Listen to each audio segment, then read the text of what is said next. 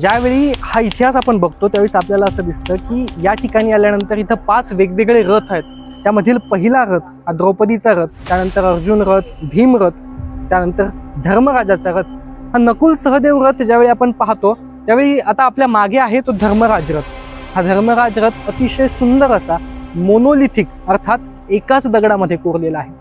महाराष्ट्रामध्ये असलेलं कैलासाचं मंदिर अर्थात वेरूळचं लेणं हे जसं एक दगडामध्ये कोरलेलं आहे त्याच पद्धतीनं हा प्रदेश. हे सगळं बघितल्यानंतर असं वाटतं की हे सगळं बांधकाम करत असताना दगड हा नेमकी फोडला कसा असेल, एवढा प्रचंड दगड हा तोडला कसा असेल.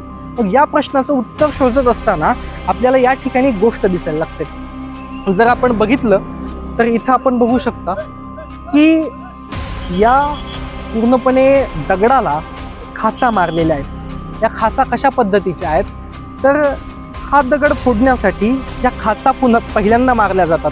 यामध्ये लाकूड घातलं जातं आणि लाकूड घातल्यानंतर त्याच्यावरती पाणी सोडलं जातं.